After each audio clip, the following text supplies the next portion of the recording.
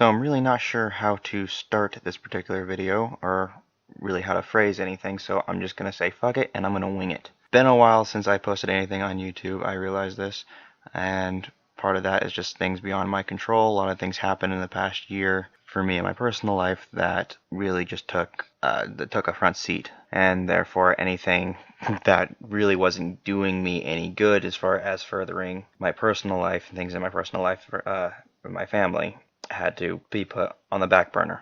So as a result, my endeavors with YouTube had to once again in my life be put on the back burner, because as you can tell, I've got 70 some odd videos up and none of them are consistent, and they're all over the span of 9 years. Shit, I've been on YouTube for a while and I've got nothing to show for it. But the reason why I'm coming out of my hole right now to make a video is mostly something I've just been thinking about lately, and it's so many things have happened in the past year, just kind of all compounded together and came to a boiling point where it's starting to overflow with with my anger and my rage. I'm kind of pissed off. So the reason why this video is going to have really no editing to it is just because this is simply nothing more than a rant. But I'm feeling very disenfranchised, I guess you could say, or rather disappointed with gaming, current form of gaming as a whole, especially in the AAA industry. And right now I've got a shit list, and this is really what this video is my shit list of publishers and developers right now because of the things they've done in the past year or so. And so let me go through my list, and then I will explain what that means to me as a gamer and just as a person in general, as a consumer. So here's my list in no particular order. I've got Blizzard, Bethesda, EA, Activision, Epic Games, and now Deep Silver. EA specifically, this was the first one to get on my shit list last year, is when they released Battlefront 2 and pushed loot boxes and pushed them hard in a $60 game. They wanted us to pay full price for a game, promising us that it would be fantastic, and making us pay $60, and then in order to actually have any fun and progress, they want us to pay for loot boxes. So implementing this pay-to-win strategy in a $60 game. Last I checked, you don't pay $60 for a mobile game. And had it been a mobile game, I wouldn't have given a shit. Or a free-to-play game, which I might have given a shit free-to-play, really, but I just wouldn't have played it. Simple. And the reason why they're still on my shit list, even though they kind of reversed that decision since launch of Battlefront 2 and made it so it's not such a pay-to-win game anymore. I don't know all the details. I just know that they took the loot boxes and they took a big old step back because of the pressure, especially the pressure from Disney. And despite that, because of that, I kind of took them off my shit list, gave them a chance, and decided I'd go and buy a year of EA Access, the basic, just because I wanted to play some of their older titles. I figured, well, it's worth giving them $30 for a whole year, just for 1 year of access to all of these fantastic old games that they've got before they turned into this microtransaction whore. Well, they're back on my shit list because of Anthem and the leaks regarding the microtransactions that are going to be potentially put into the game is what it looked like it's going to end up happening. Is we're going to have microtransactions in a $60 full price game. Now, they're supposedly only cosmetics, but at this point, I'm so pissed off with them. I'm tired of being manipulated as a customer and being told in order to get the best experience out of a game I paid for, I have a full price $60 game, I now need to pay $20 for a fucking skin. That is not okay to me. And I find it appalling that it is okay to any other consumer at this point. I find it ridiculous that there are consumers out there who will actually defend this practice. So that's why EA is on my shit list.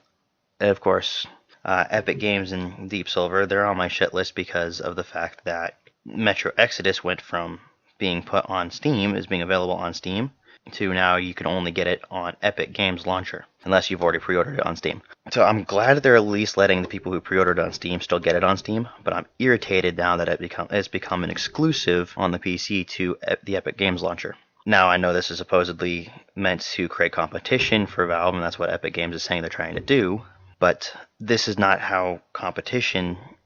I don't think this is fair competition. Competition should be creating the best platform you can, then having the developer put the game on numerous platforms. So having it on Steam, on Epic Games, on GOG. I think those having it on all three of there would be great, best for the consumer, because then we can look at which one's the best launcher in our opinion and buy from there. Whichever one has the best feature set, which would mean that Epic Games would actually have to step up their game in order to compete with Steam and GOG. Because I'm pretty sure GOG is fine. I've never messed with it, but I know from my experience, Epic Games launcher has got nothing on Steam.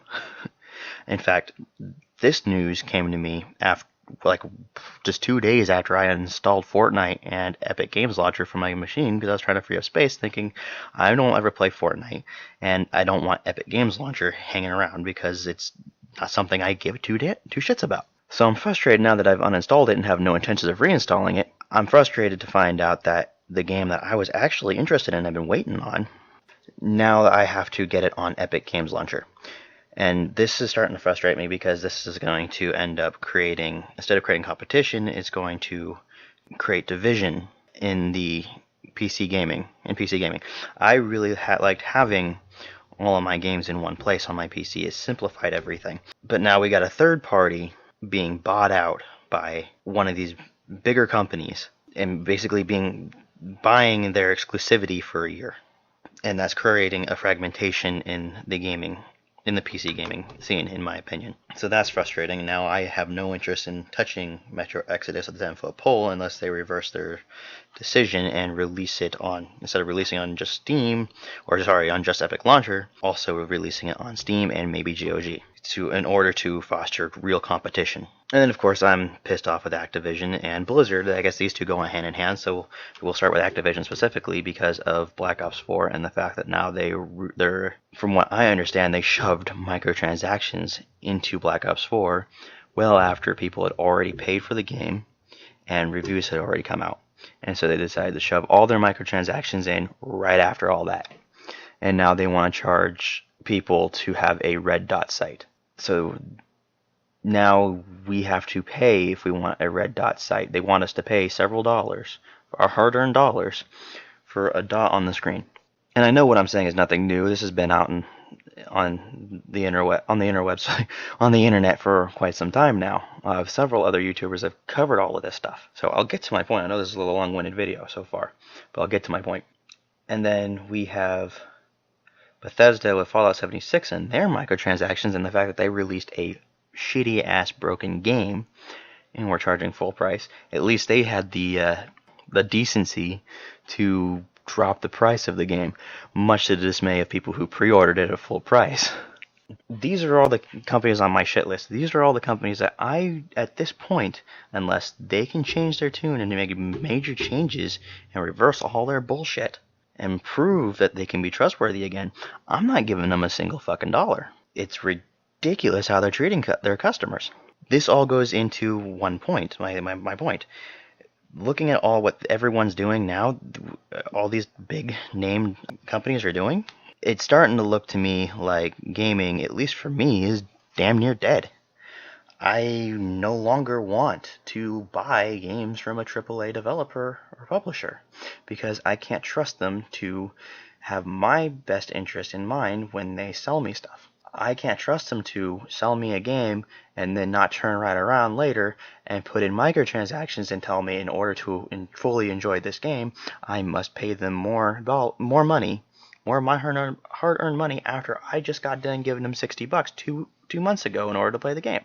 We're going to have a problem where this is going to it's either going to kill the industry or it's going to make it a very unfun place to be. I refuse to play video games at this point that are going to ask more money from me than what I feel they're worth. If it's a $60 game, then I'll pay $60, no more. I'm done with microtransactions. If I see microtransactions in another big title game, I don't care what game it is, I'm not buying it. My hope is that other people won't buy it either, because it's become, this is now, gaming is no longer fun. Gaming is now predatory. We are now being seen as an unlimited supply of money for little effort. We have been so willing to give these companies our money without expecting anything back from them, expecting any real effort from them. And we need to be able to tell them that no, this is not okay. No, you need to actually put in an effort. You need to make a game that we all want and then not sell it to us at full price and then ask for more money down the line. If development is really becoming this expensive, then raise the prices on the games.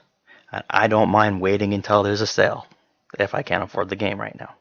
I don't mind waiting until later to get the game as long as I'm not going to be as long as I'm not going to be told that I now must give $20 here and there in order to actually progress or in order to fully enjoy the game.